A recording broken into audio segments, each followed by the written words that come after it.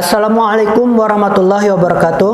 Halo sahabat-sahabat sekalian, berjumpa lagi bersama saya Sabirin Arga di program Orasi, obrolan inspirasi. Pada sesi ini kita akan membahas ataupun mereview program Wakaf Quran Darut Tauhid, di mana bagi sahabat-sahabat sekalian yang sudah ikut berpartisipasi ataupun berkontribusi sudah tidak asing lagi apa itu program Wakaf Quran. Untuk kali ini kita akan mereview kembali bagaimana perjalanan Wakaf Quran di tahun 2002 bersama narasumber yang insya Allah luar biasa, Denny Rizky Setiawan. Siap. Assalamualaikum Kang. Waalaikumsalam warahmatullahi wabarakatuh. Bagaimana kabarnya Kang? Kabar alhamdulillah sehat walafiat. Sehat walafiat. Siap. Agar sehat? Alhamdulillah sehat walafiat. Apa aja sekarang aktivitasnya? Aktivitas hari ini karena memang saya diberi tanggung jawab di fundraiser ya, sebagai penghimpunan dana donasi Ziswaf. Maka aktif hari ini bagaimana mengajak sebanyak-banyaknya masyarakat, umat, jamaah untuk ikut berbuat kebaikan. Gitu. Masya Allah. Kalau boleh tahu nih udah berapa tahun ini berkecimpung di sini Kang? Oke, saya bergabung di Lasnas DT Peduli sejak tahun 2007. 2007? Betul, waktu itu saya sebagai penerima manfaat dari zakat ini. Ya, penerima. Betul, saya masuk di program beasiswa mahasiswa. Jadi saat itu saya diberikan sebuah beasiswa, tapi saya harus membantu juga bagaimana zakat ini bisa meluas edukasinya. Nah, 2009 saya diminta untuk bergabung dulu di tim program, tugasnya itu keliling, survei, asesmen kebutuhan dan masalah yang terjadi di masyarakat, menyalurkan dana Ziswaf ke masyarakat. Di seluruh Indonesia? Enggak, saya di Lampung waktu itu, masih di Lampung. Lampung. Di Lampung, betul. Lalu 2014 baru diminta bergabung ke pusat. Nah, dulu diminta di bagian fundraiser korporasi. Gitu ya. Jadi masuk ke perusahaan, edukasi bagaimana tentang zakat, wakaf, infak, seperti itu. Nah, 2015 saya diminta untuk pegang Jakarta waktu itu. Jakarta? Iya, Jakarta 1,5 tahun. Setelah itu saya diminta kembali ke Sumatera, memaintain cabang-cabang baru. Cabang-cabang baru betul. Jadi membuka cabang baru, memaintain dengan para donatur sepertinya. Nah, 2017 Oktober kembali lagi diminta di pusat di bagian sama fundraiser korporasi. Nah, hari ini saya diberikan tanggung jawab manah di Direktur Fundraiser. Masya Allah, ini panjang betul nih karirnya dari 2007 sampai 2002 ya. Alhamdulillah. Dari penerima manfaat, kemudian sekarang jadi pelaku, pengelola, dan pemberi juga. Pengelola. Masya Allah. Kang, kalau boleh tahu ini program Wakaf Quran ini, kalau kita berbicara wakaf mungkin tentu orang banyak bertanya ya, apalagi wakaf Quran gitu. Selama ini kan masyarakat pada umumnya cuma tahu wakaf itu kan bangunan, masjid, tanah, dan seterusnya gitu. Kok tiba-tiba ada inisiasi wakaf ide Al-Quran wakaf Quran gitu ya? Iya. Mungkin kalau dulu orang berpersepsi gitu ya, wakaf itu adalah suatu bangunan atau tanah yang luas gitu ya, yang memang secara tanda kutip wakaf itu kan manfaat jangka panjang. Jangka panjang. Nah, sampai akhirnya zaman berkembang dan hari ini fatwa dari MUI ada namanya wakaf tunai. Wakaf tunai. Orang dengan punya uang sudah bisa berwakaf, walaupun hanya Rp1.000. Gitu ya. Nah, akhirnya kita punya inisiatif nih bagaimana Al-Quran ini menjadi suatu kebutuhan di masyarakat. Nah, supaya mereka yang berdonasi untuk program Al-Quran ini juga dapat manfaat jangka panjang amalnya, maka kita banding dengan wakaf, jadi wakaf Al-Quran. Kebayangkan kalau satu hurufnya sendiri dibaca 10 kebaikan gitu kan, ada 380.000 huruf dalam Al-Quran, itu sudah berapa tuh pahala yang mengalir. Dan maka Rasulullah SAW juga sudah menegaskan ada 3 amalan hamba Allah yang ketika meninggal dia tidak akan terputus.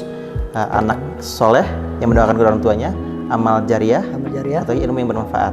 Nah, ini salah satu amal jariah nih. Nah, ini yang satu yang makanya kita akhirnya memutuskan mengganti nama dari Tebar Al-Quran menjadi Wakaf Al-Quran gitu. Masya Allah. Ini kan kita sudah akan memasuki 2023 ya.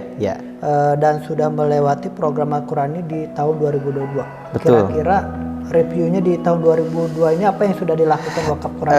Alhamdulillah, pertama terima kasih dulu ini Kang Arger ya, dengan masyarakat, donatur yang sampai hari ini masih intens dan juga masih komitmen untuk membantu tentang Wakaf Quran ini gitu ya. Nah, di tahun 2022 sudah 55.000 eksemplar. Berapa? Kita tebar 55.000. 55.000. Iya, Al-Quran kita sebar di pelosok Indonesia, gitu ya. Dari pemanfaatnya dari pondok pesantren, masjid, sekolah, sampai ke perorangan yang memang betul-betul mereka tidak memiliki Al-Quran untuk layak dibaca gitu. Seperti itu. Nah, alhamdulillah segitu jumlah yang tahun 2022 nih. Yeah. Nah, masuk 2023 nanti kan ya. Yeah. Nah, ini juga kita sedang persiapkan nih. Makanya dalam kesempatan ini saya juga mau ngajak nih teman-teman, sahabat-sahabat yang sudah pernah ikut pasti merasakan deh sebuah apa ya, beda gitu ya, sebuah beda ya, bisa ikut di gelombang kebaikan ini gitu. Atau yang belum pernah ikut mau ikut nih. Nah, kita masih 2023 akan melanjutkan kembali nih wakaf Al-Quran. Pakai plus, asal lupa nih pakai plus. Kenapa pakai plus, nggak pakai minus ya? Nah, 2022 bedanya ada wakaf Al-Quran plus. Plusnya itu adalah bukan sekedar hanya menyebarkan Al-Quran ke tempat mereka yang membutuhkan, tapi juga bagaimana mereka dibekali satu metode untuk membaca Al-Quran dengan baik, benar, dan mudah. Nah, adalah konsep sabik namanya. Sabik itu panduan baca Al-Quran, bilang baca Al-Quran dengan baik, benar, dan mudah yang diciptakan oleh Pondok Pesantren Darut Tauhid ya, seperti itu. Dan yang plusnya lagi di tahun 2022 adalah kita mengirimkan 20 santri tahfiz Quran kita. 20 santri tahfiz Al-Quran kita itu ke 4 wilayah. 4 wilayah. Di Ramadan. Paling jauh itu di Jambi. Jambi sama Sumatera, satu lagi itu Makassar. Sulawesi. Ya, jadi mereka sudah dilatih dan mereka langsung berinteraksi dengan teman-teman kita yang masih belajar pemula ya, baca Al-Quran. Nah, itu plusnya. Masya Allah, luar biasa. Kalau tadi di tahun 2022 sudah mendistribusikan kurang lebih 55.000 Al-Quran. Kira-kira untuk tahun 2023 berapa target? 2023 ya. Secara target kita belum menentukan, tapi secara gambar insya Allah kita akan kembali sekitar 50-60.000 eksemplar nih tahun 2023 ya. Karena tadi mengutip tadi ya yang data dari Kemenak ya, bagaimana setiap tahunnya itu Indonesia itu kekurangan 2 juta eksemplar. 2 juta. Kalau berarti kalau DT peduli baru 60.000, berarti baru sepersekiannya ya. Baru 5% kali ya. Maka kita masih butuh banyak nih kontribusi dari para sahabat-sahabat sekalian yang nanti ikut yuk gabung gitu ya. Sahabat-sahabat tidak perlu memusingkan nanti gimana cara ngirimnya gitu kan ya. Terus kalau sama ikut terus saya harus cari orang dulu dong yang butuh. Nah, DT peduli memfasilitasi itu gitu. Jadi kami yang asesmen, mensurvei wilayahnya, penerima manfaatnya, kebutuhannya berapa, kami yang mengirimkan bersama dengan Smart Tauhid ya tentunya ya, yang memang bertugas mencetak dari Quran ini seperti itu. Gitu. Kalau sejauh ini antusias masyarakat gimana? Antusiasnya alhamdulillah ya. 2022 ini kita itu tahap 1 di Ramadan itu habis sekitar 18.000 Al-Quran.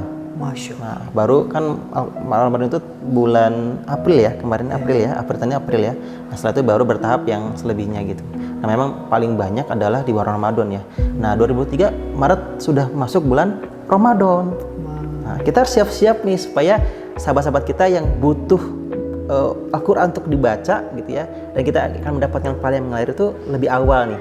Ya, gitu. Saya nggak kebayang tuh ya, dengan jumlah 55.000 tuh banyak percetakannya, terus distribusinya juga. Alhamdulillah ya dibantu sama jaring DT Peduli juga ya, cabang-cabang di kita, terus juga ada beberapa alumni pelatihan kayak teman-teman SSG juga membantu kita untuk mendistribusikan Al-Quran ini gitu. Oke. Untuk terakhir Kang. Siap. Ini 3 bulan lagi menuju Ramadan. 3 bulan lagi menuju Ramadan, betul. Apa pesan dan ajakan buat saudara-saudara atau sahabat-sahabat sekalian yang menyaksikan program ini? Ya, pertama, hidup kita terbatas. Hidup kita terbatas. Terbatas ya. Ada waktunya nih, tidak abadi kan ya. Oke, tentunya kita harus punya trik, tip dan strategi supaya dapat amalan yang terbaik dan banyak juga. Dan berkualitas, berkuantitas. Nah, terus mengalir kan seperti itu. Maka jangan ragu ikut kontribusi di wakaf Al-Quran ini, ikut deh wakaf Al-Quran ini. 1, kita dapat pahalanya. Yang kedua, kita memudahkan orang baca Al-Quran. Mudahkan orang baca Quran. Nah, yang ketiga tentunya kita jadi orang-orang yang dicatat sama Allah sebagai orang-orang yang memudahkan orang mengenal agama. Kan Al-Quran. Iya benar. Gitu. Masya Allah, itu 3 ya. 3. Manfaatnya. Masya Allah. Kang, terima kasih nih. Sami-sami. Jadi terakhir sebelum kita tutup, minta tolong kasih tips dulu nih buat sahabat-sahabat kalau mau wakaf Quran itu caranya gimana? Sahabat-sahabat sekalian yang ingin ikut di program wakaf Al-Quran ini, nanti bisa menghubungi di call center 08 13 17 12 17 12 08 13 17 12 17 12 atau langsung datang ke kantor DT Peduli atau buka website dtpeduli.org. Nah, nanti ada program Al-Quran, sahabat-sahabat bisa langsung ikut di sana. Kalau belum paham atau pengen request nih misalnya, saya pengen nih ada tetangga saya yang juga butuh Al-Quran, masjid saya juga butuh Al-Quran, langsung hubungi call center DT Peduli tadi di 0813 17 12 17 12, langsung disambut oleh call center, nanti difasilitasi untuk pengiriman atau ikut di wakaf Al-Quran ini, seperti itu. Masya Allah. Baiklah, buat sahabat-sahabat sekalian, jangan mau ketinggalan di program wakaf Quran ini. Jadilah orang-orang pemburu pahala, dan salah satunya melalui program wakaf Quran ini. Saya ucapkan terima kasih buat Kang Denny yang sudah memberikan edukasi pada teman-teman dan sahabat-sahabat yang menonton program ini. Saya Sabirin Arga mohon undur diri di program orasi ini. Semoga berjumpa lagi di program orasi berikutnya. Akhirul kalam, assalamualaikum warahmatullahi wabarakatuh. Waalaikumsalam warahmatullahi wabarakatuh. Insyaallah barokah.